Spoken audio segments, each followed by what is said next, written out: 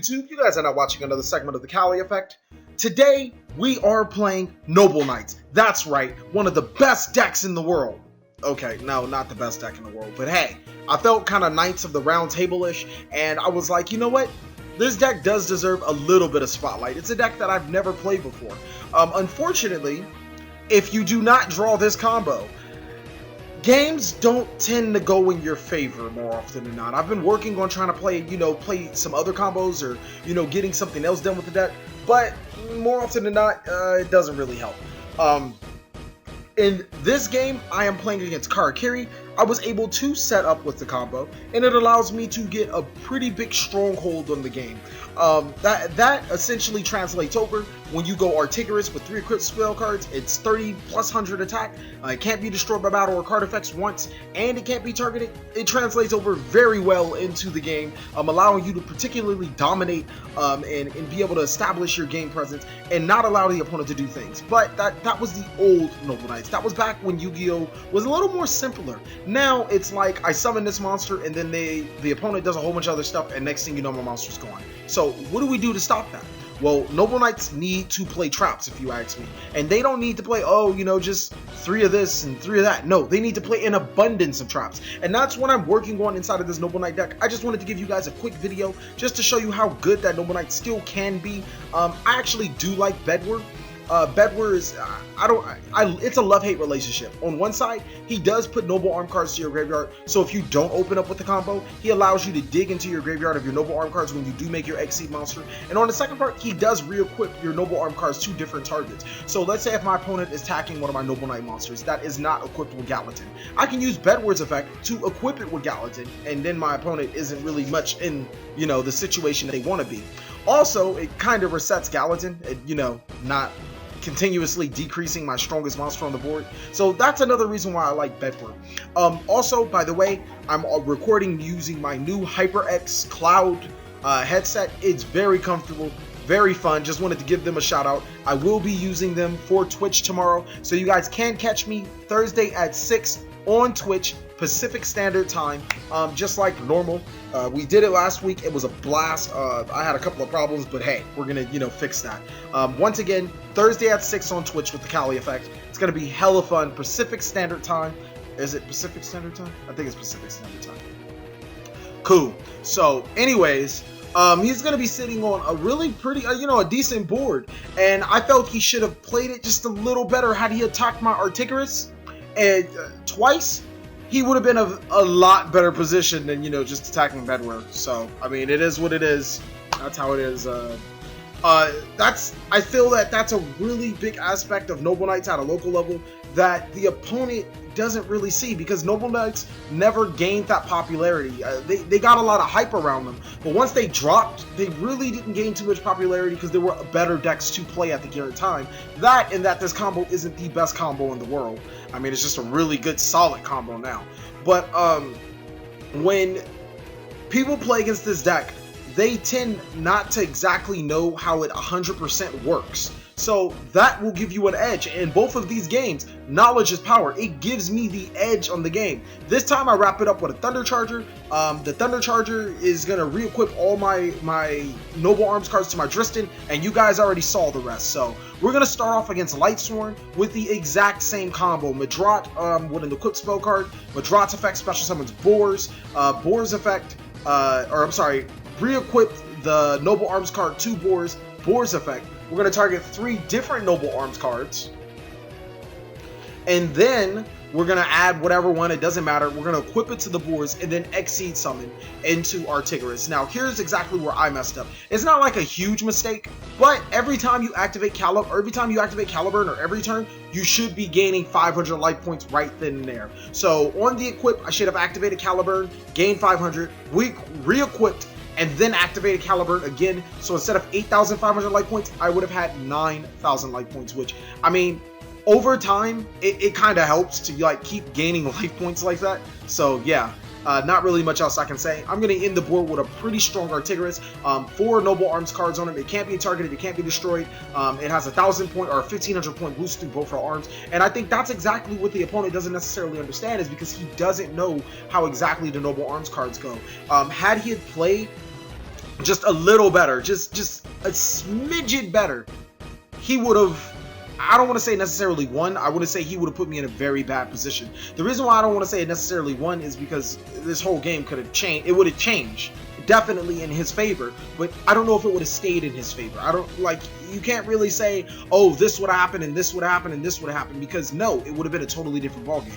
But ultimately, we're living in the now. We're not living in the what if. He's gonna go banish his Judgment Dragon, which I'm gonna see a lot of, and then he's gonna go into Michael. And this is exactly what I'm talking about. Michael's effect should have banished the Excalibur, and then he could have dropped the Honest on my Artigerus, and I wouldn't have had, or not the Excalibur, I'm sorry, the Destiny. And then he could have dropped the Honest on my Artigerus. But this time he just wants to hit for a chunk of damage and realizes that it stays on the field. And he's like, oh, is that what it does? Oh, let me banish this card then. And I'm like, all right. I mean, I really don't have any qualms with that. You can go ahead and banish that all you want. That's perfectly fine. But I didn't really know that it wasn't going to be perfectly fine, because yeah, Big Eye still is a card, but we'll find that out later. He mills the Necro Guard Note with his second Wyvern. He's going to banish Judgment Dragon, and here comes Bedward one more time. I'm just telling you guys, this card is just, it's a really interesting card nonetheless. I like his effects. I really want to see if I can mesh him in the final build of the deck. And his effects, to me, and personally, I feel his effects are invaluable, because if you do exceed onto that rank 4 play, and then, you know, Bedwar helps you set up, and you don't have those noble arm cards, and also the re-equip is still really good. We're going to go ahead and use Artigerus effect to target Michael. Go ahead, Cali effect. I was going to say California effect. I'm so bad. We're going to detach Merlin. We're going to target the Michael. And this is what I really like about Michael and Lightsworn. When he's destroyed, he can target any number of Lightsworn monsters and return them to the deck.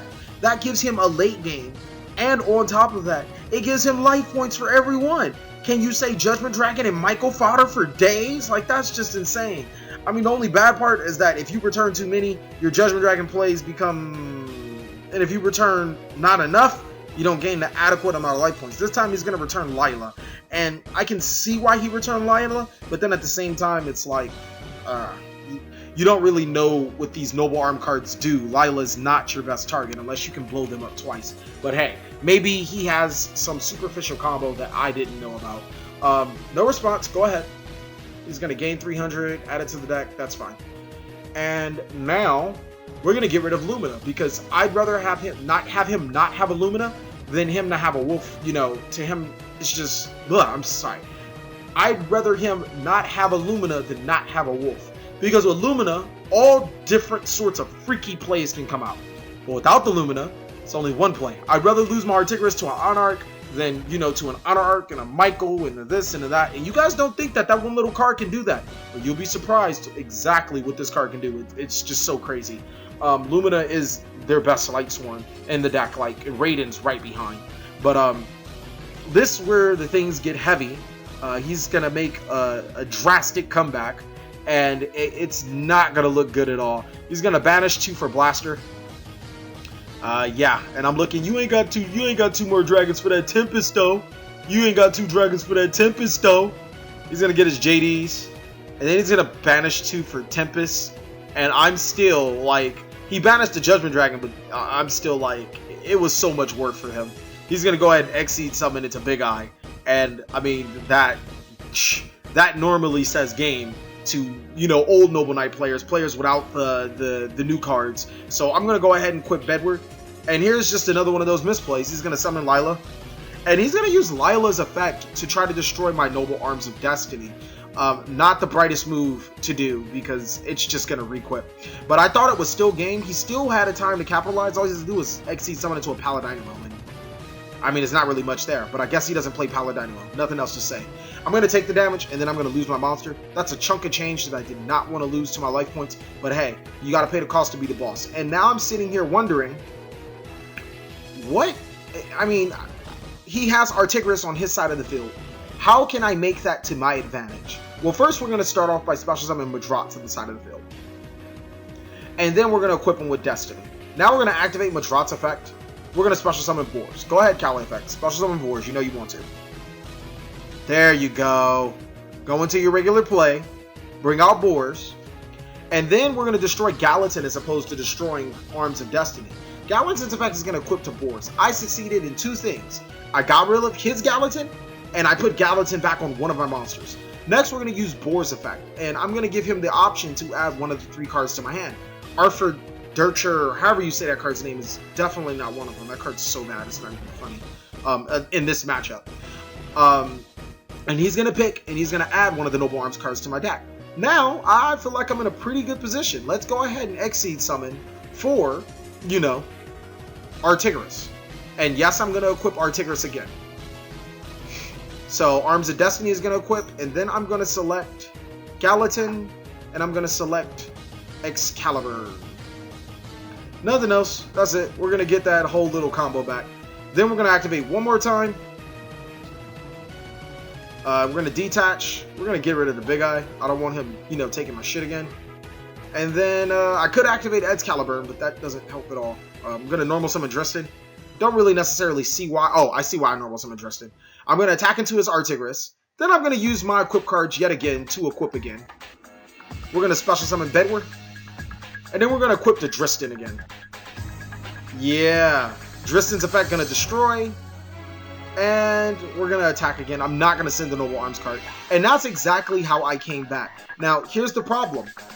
He still can add Judgment Dragon to his hand, and I don't really have a way to stop it. I do not run Steelstorm Roach in here for some specific reason. Steelstorm Roach would have completely sealed the game for me.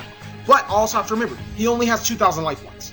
That means he can only pay for Judgment Dragon once. So, I still feel really good, you know, knowing that my Noble Knight monster still gets the protection from Destiny. Even if he does blow up the whole field, it doesn't matter. Everything, you know, my one monster is protected. So we're just going to use Bedward's effect. Are we going to use Bedward's effect? Sure. We're going to equip. I mean, it really doesn't matter, to be honest with you guys. All my Noble Arms go away, but they're going to come back. So, it like I said, it doesn't matter. And yeah, we're going to equip one more time. And that's literally what saved me. He does have the second Judgment Dragon, but he has no other plays. So I'm assuming he activated Judgment Dragon's effect, which I didn't know you could activate it, you know, without having sufficient life points. But it was game anyways. I would have just went through and played my monsters and won the game because it's not much else he can do. We can't pay for another Judgment Dragon. Well, thank you guys for watching another segment of the Cali Effect. Please like, comment, subscribe, but most of all, enjoy.